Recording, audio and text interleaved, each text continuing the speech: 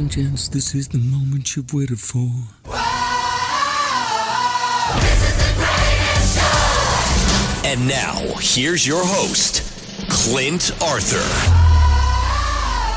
All right, everybody, this is Clint Arthur, and welcome to the greatest show of all time right here on 77 WABC Radio in New York City. My name is Clint Arthur, and I'm talking to you. You are most likely an author, speaker, coach, an entrepreneur, a consultant, advisor, or an expert of any kind. And if you are, it's time for you to pop a bottle of your favorite beverage and have a seat and get ready to have your life transformed and your mind blown, especially today.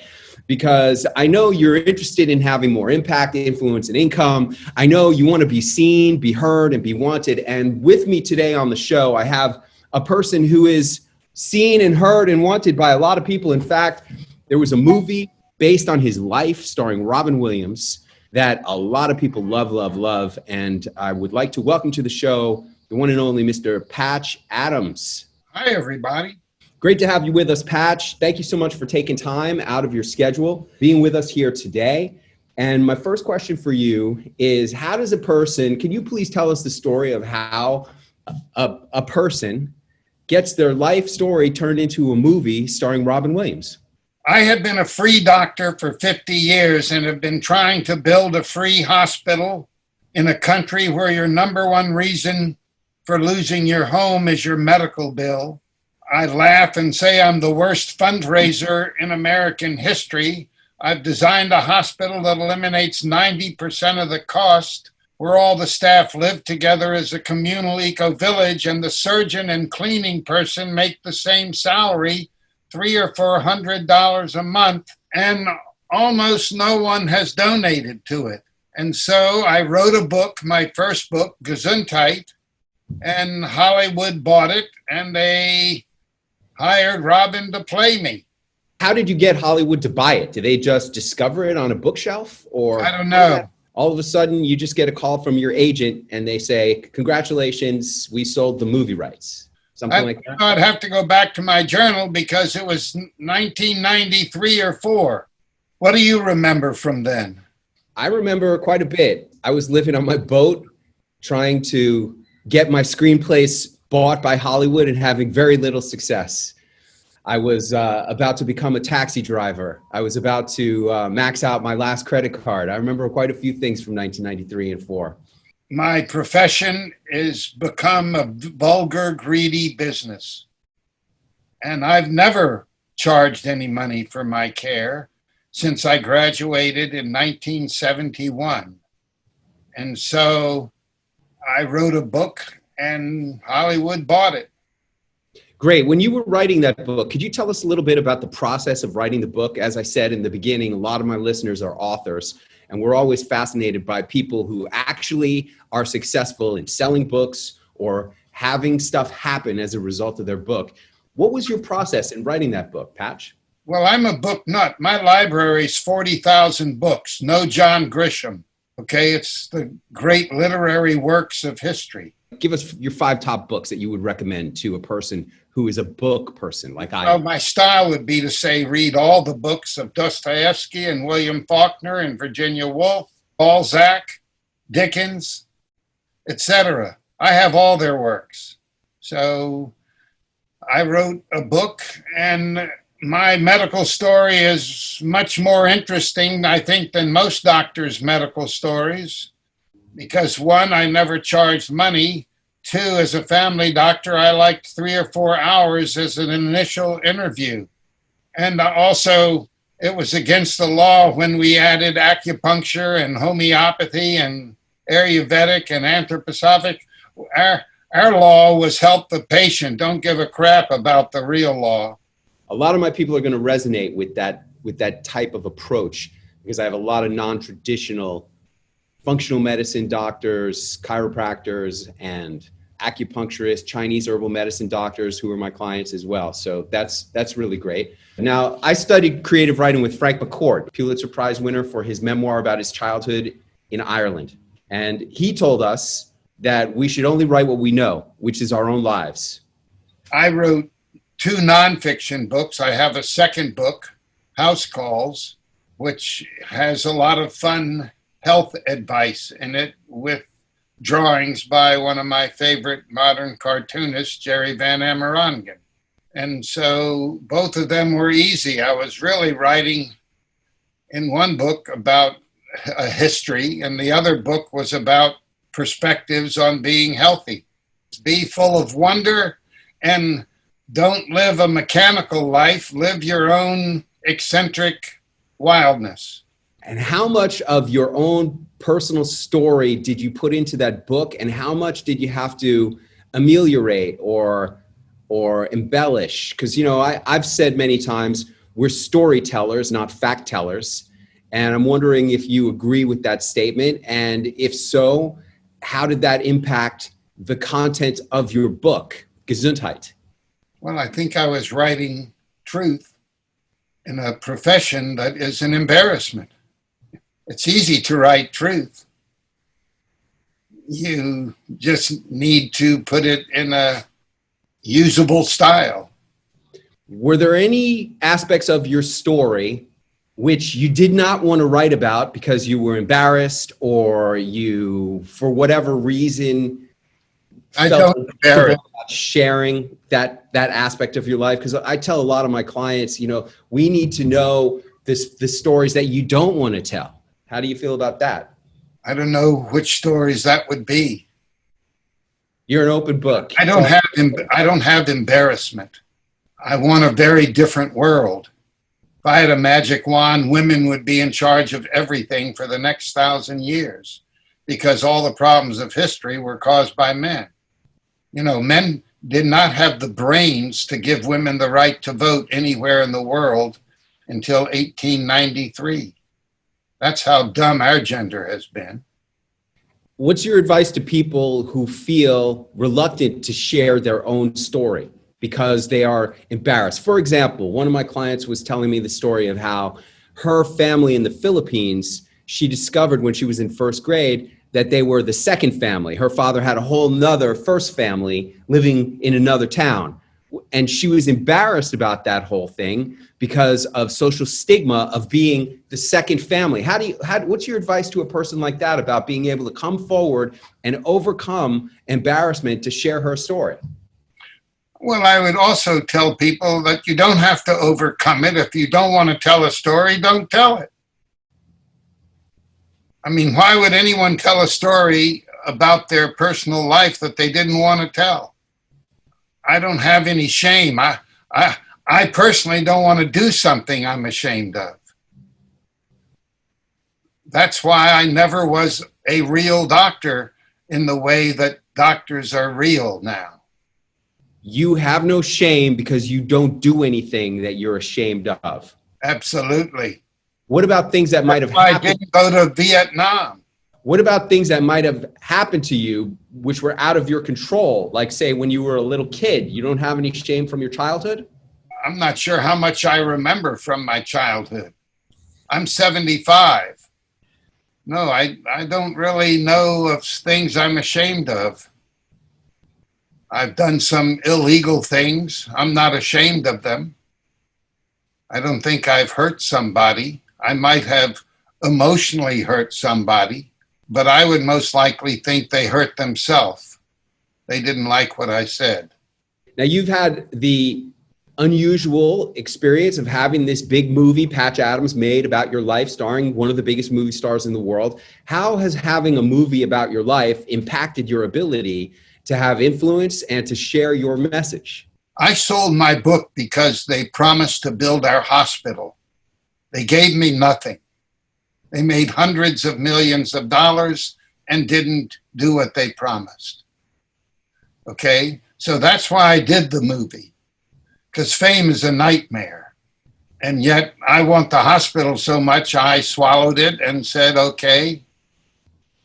You know, the embarrassing thing is, in the movie, maybe because they think it sells more tickets, my closest friend in medical school, a man, was murdered by one of our patients, and they made him a her in the movie. For me, the movie is very simple.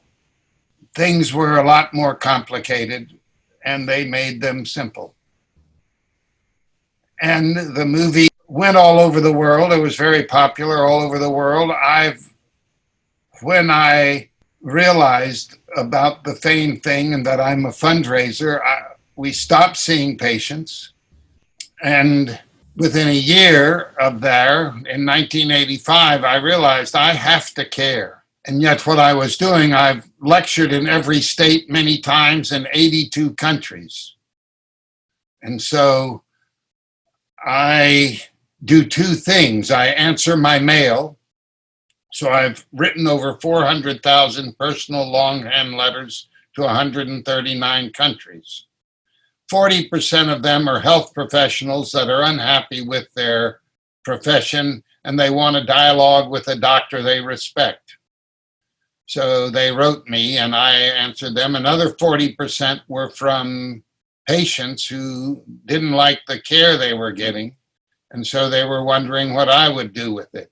I mean, the most radical things that we did were non-pharmaceutical mental health work. And so the movie brought a lot more letters to my door. But before that, I'd had other things. A film was made when we took clowns into the war in Afghanistan, Clowning in Kabul. And we have a new movie that came out last year called Clown Vets, because 6,000 vets are killing themselves a year and the government has no idea what to do about it. More vets than die in our wars. And so I went to vet organizations, said, give me 10 of your most suicidal. And 10 clowns took 10 of the suicidal vets to Guatemala for 1 week of clowning. It stopped all their suffering. The movie promised to build us and didn't build us. But 90% of the promises made me in my 50 years of fundraising didn't happen either. People promise and then they lie. So me, I'd like some truth. Amen. And I love the 10 vets in Guatemala. There should be a follow-up on those guys and see how they're doing. They're doing great. And we liked so much the results that a year later we did the same thing. Went to vet organizations and say, this time give us really your most suicidal. Now, I grew up in New York City, and when I was 12 years old, I became a clown for children's birthday parties. And I used to make $25 an hour back in 1977 being a clown. And I was a magical, mystical juggling clown. And I didn't put that together until just now about why I resonated with you so much. I just wanted you to know that. Being a clown who is a doctor, not a doctor who is a clown. I'm not a doctor. I've been clowning since my childhood. Yeah, I'm not a doctor. And then one of my most successful graduates of one of my celebrity launchpad programs, because I teach people how to get it on TV and how to have more impact and influence. I got a lot of people who would be very grateful to have a tenth of the opportunities to get in front of audiences and media that you've had. They come and they work very hard to get on TV. And one of my great breakthrough clients was a balloon artist named Sandy Missouri, who thought of herself as a clown. So I got so much respect for clowns and clowning, and I just put that together about why I resonated with you so much. You talked about being a speaker in all 50 states multiple times and in different countries. You also said you've written over 400,000 letters. Are you more of a writer or a speaker? See, I'm a writer who speaks. I'm really a writer, and I speak all over the place and at different places in order to have my writing penetrate into the marketplace and get read. Do you consider yourself either one of those, or how do you think of yourself, Patch? You know, I decided at 18 to never have another bad day. I decided that I would be happy, funny, loving, cooperative, creative, and thoughtful all the time. And I think I've done that since I was 18. And that's what I am. I'm a radiant soul who wants a world where no one alive knows what the word war means. They have to look it up in a dictionary because No one would believe adult humans would be that stupid, because we're supposed to have the largest brain. And where do we see that, the average American watches 5 hours of TV? We don't have a TV. We think that and the smartphone have really dumbed the nation down. And so I'm a husband, a father. I am a political activist. These are things I think of myself, and I write and read. I love all of the arts, and I love all of nature. I probably have 5,000 nature books. And I love all of the arts, the performing arts, the literary arts, the visual arts. I've performed in plays. I like doing everything nonviolent. Sounds to me like you have a Jeffersonian approach to life of being really a well-rounded, creative person in the world. Well, I think of myself as a fool. And I love life. And I think that if we don't stop global warming, we'll be extinct within 100 years. So I don't retire. You've had a massive impact on the world, and you're very passionate about it. What is your best piece of advice to other passionate people, be they an expert or just someone who cares, who wants to have more impact, influence, and income?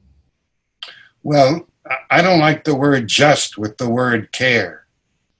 Care is where to go.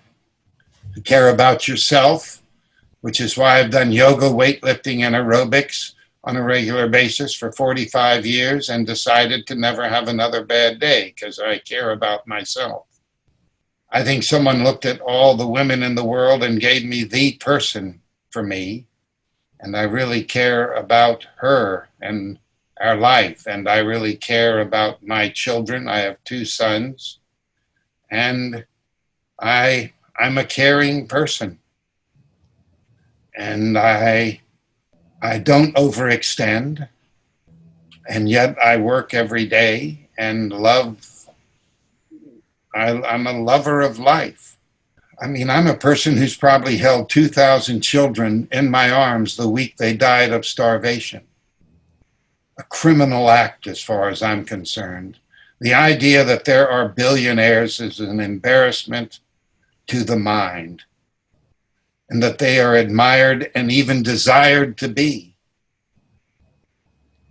It'd be much more meaningful and human to desire to be a nonviolent, loving, fun guy. You've said that you've been married a really long time. What's your secret? This wasn't on the prepared questions that I gave you, but it's of interest to me because my wife and I are coming up on our 18th year of marriage. What's your secret to the long-term marriage and the success of your marriage? I'm not sure I have any secrets. But what I can say is what's interesting is I haven't found one school K through 12 that teaches 1 hour in 13 years on loving. So most of our gender doesn't know anything about it. They understand domineering, power over, the king of the house, those kinds of things, and none of them are good for marriage. And marriage is just an institution. It's the relationship that matters.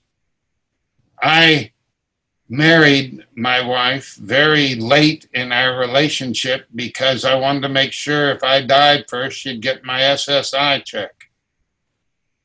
That was why we married. The institution isn't so important as waking up with love, going to sleep with love. Yum, yum. I mean, we could use our intelligence to be loving, kind people. So if you read Pablo Neruda's 100 love sonnets to his third wife, Matilda, and you realize that each of them are quite different and a lovely offering, then you might start understanding what love is. Love is not dominance.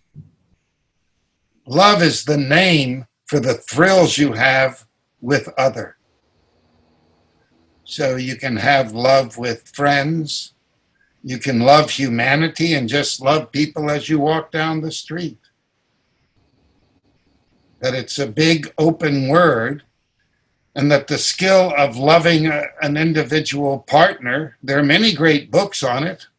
The Art of Loving is a well-known one that was printed in my early life. And there are wonderful models of it. I think most of the love of history has been from women.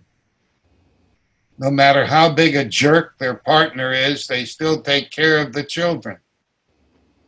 Often they're working, taking care of 6 children at home, and doing their best to have a nice household, and the guy doesn't do squat. I've heard a lot of those stories as a physician. Last question, Patch Adams. What's the most important thing you ever learned? To never do violence. Ever. Never cause the harm to another person or nature. That's probably a surprise answer for you. Is that right? I'm not surprised to hear you say it. I have told my family I wouldn't defend them. I'm not going to do violence. All right, it's time for my favorite part of the show. It is the home repair section with CEO of homerepair.com, Mr. Tony Silva, 30 plus years repairing homes. Geez, what's the biggest lesson you've learned in this whole 30 years of experience, Tony? You know, I would have to say that homes as in general, they're a great asset and you got to take care of them. It's kind of like your body, right? So Dr. Oz talks about how we got to take care of ourselves, gives us all the tips on, how our body functions and works so that we can be at optimal health.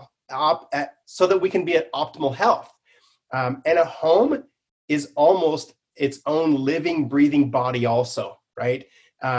They require maintenance. You got to take care of them. I mean, you can see sometimes if you do any type of traveling, maybe in your own town or even to different states or different countries, a home that's not maintained, you can see it, and they don't last. And it costs a lot of money to repair them, fix them up. So, I would say a big thing is that take care of it. It's like anything. If you take care of it, it'll last you a long time, and it's a lot less expensive to do preventative maintenance than have to overhaul something because you didn't take care of it. Awesome. So you've got some good stuff for the listeners this week. Simple home repair, maintenance stuff to save a lot of big bucks. What do you got this week? Exactly. So this week is kind of one that it's the unsung hero. A lot of people don't even maybe know what this thing is, but it's called a sump pump, right? So if you live, especially, most places in America where we have basements, if you've got a basement, you more than likely have a sump pump. Now, some of you guys out there are like, oh, come on, sump pump. Everybody knows what that is. But hey, look, there are a lot of new homeowners, and we meet them every day, that they have no idea how things work at all. And that's okay, right?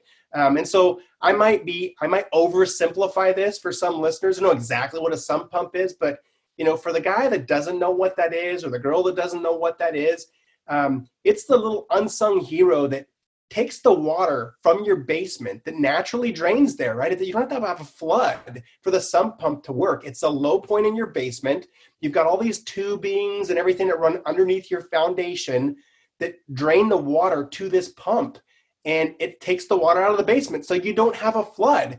And what happens is if we get a gully wash or a thunderstorm that just lets loose and the water is actually seeping in there, and your sump pump fails or it doesn't turn on, you're going to have 2 to 12 inches of water in your basement.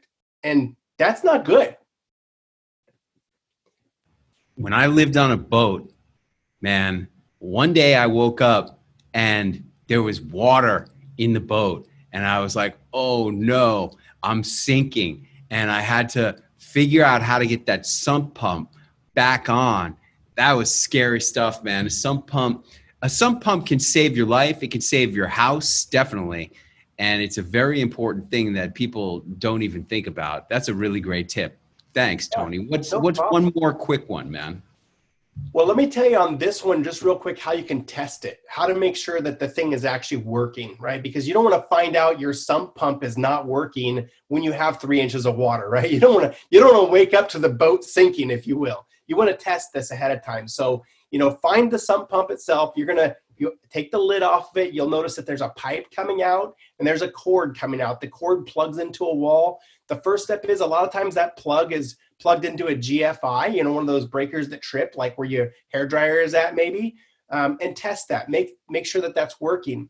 And then just a really simple way to make sure that the sump is actually working itself is take a bucket of water and fill it up and dump it in the pump and listen for the thing to turn on. Now, I recommend before you do that, you'll see the pipe that's coming out of there. It's going up the wall. It's going somewhere. Try to find that outside the house where it actually goes to and make sure that it can release. It's not plugged up from something that happened, somebody dug something up. But make sure the water can flow freely. Make sure that the thing turns on, and then you're good to go. If it doesn't turn on, you might have just saved yourself tens of thousands of dollars. Because let me tell you, a sump pump failure can be a covered loss on your insurance policy if you have that specifically written in there, which a lot of people don't. Otherwise, it's considered a flood. And if you have a flood, especially with a finished basement, you can have thousands and thousands of dollars of damages that you'll pay for yourself. And you know what? It's not really something you want to leave alone because the mold, if you get mold down there, that's a big deal. So this really simple, a bucket of water. Just pour it in there, make sure the thing runs. Do it a couple times a year. It's that important. Amen to that. Amazing stuff, so simple, and yet could be so costly. And if any of this is resonating for you, or if you've had any kind of damage, flood damage, storm damage to your home, you should probably go to homerepair.com and check it out, or give Tony Silva a call. And what is the toll-free number, Tony? It's 877-RED-HOUSE. All right. Thanks so much for bringing everything you bring to the greatest show of all time. And Tony will be back with us again next week. Great. Thanks for having me, Clint. The greatest show of all time.